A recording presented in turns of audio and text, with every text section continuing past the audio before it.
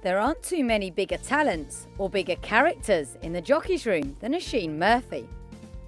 After his best ever season in the UK last term, and now as #1 rider for Qatar Racing, we were pleasantly surprised to see him back in the UAE last weekend and grabbed the opportunity to catch up with him at Al Ain Racecourse.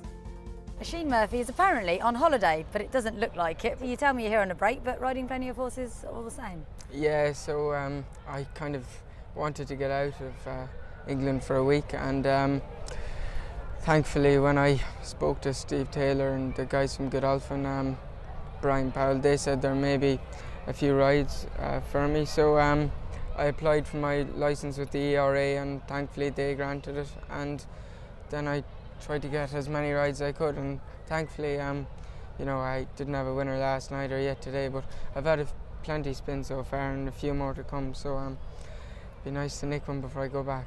You went very close though last night, didn't you? You must have thought that you'd perhaps nailed it on good contact.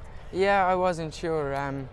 He took him a while to get going, his first run on dirt, and once he got into the clear and switched to his right lead, he let down good. But you know, it was nice he ran well, and hopefully he'll come forward again from that run, and you know, they'll reap the benefits. Because I think I gave him 6 or 7 smacks, but he hasn't had too hard a race, and it was important not to kill him first run.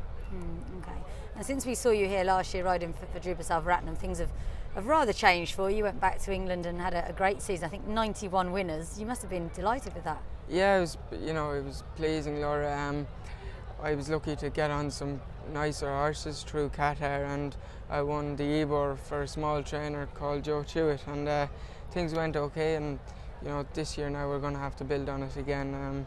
Obviously, I've got better opportunities, hopefully, to come my way through, you know, Andrea moving back to Sheikh Mohammed bin Obaid, and Sheikh Fahd promising to give me the first rides, and you know, it's exciting. We've got some better horses to look forward to, and you know, they've bought plenty of 2-year-olds again, so it'd be nice if 1 or 2 of them came to the fore.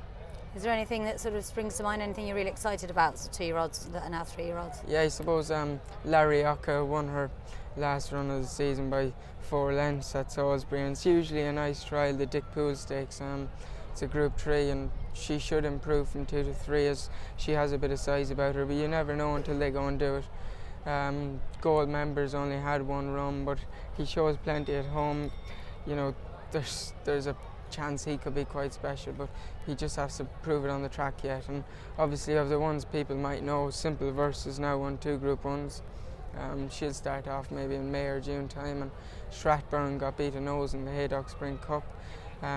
Pearl Secret, one of my old favourites, is still on the go, so we'll have him to kind of run in all the group sprints. Hopefully he'll be good enough to nail one. He won a Group 2 last year, and you know, there isn't many years left in him. He'll probably be a stallion soon. So look, those sort of horses are to look forward to, and you know, you need one horse every year kind of to make it a good season. It's great riding loads of winners, but you need the big winners, and if we got one of them, it'd be great. I know you weren't on board for the St Leger, but it must have been nice being involved in the setup when the boss got his first classic winner. Yeah, it was fantastic. I suppose it was very important. Just the judge won an Irish Guineas, but she got beaten the English Guineas, and you know, to be honest with you, the English Classics are the most important, and I think a lot of pride. You know, he was very, very pleased with Simple Verse for the fact they bought her as a yearling, and she progressed from getting beaten 2 maidens to winning a maiden, getting beaten handicaps. I won on her at Salisbury, Harry won on her at Goodwood, and then she won the Leger, and then she won on Champions Day. So she had a really long season, but she progressed through the grades. It's very hard for a filly to do that. Where do you think they'll go with her? I guess she's got loads of choices. Yeah, look, she's probably, you know, you wouldn't want to drop her back to 1.25 miles.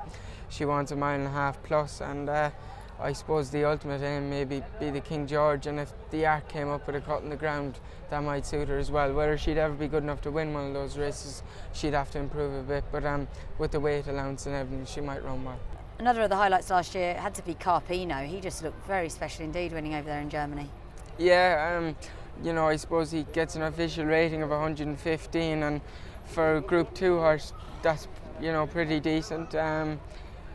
I genuinely thought when I won on him in Germany that he was a Group 1 horse, and I thought he'd have no problem making the step up to that level because he's a very strong traveller and he finished off the race good. You know, there was listed horses behind him. It's probably one of the weaker classics, hence it's a Group 2, but I mean, he did it in runaway fashion. Unfortunately, he picked up an injury because I'm not sure he'd have stayed the mile and a half in the German Derby, but he'd definitely be the best horse in the race, you know. Look, he's back cantering away now. I know Andres Waller is very pleased with him, so it'd be nice to get him back.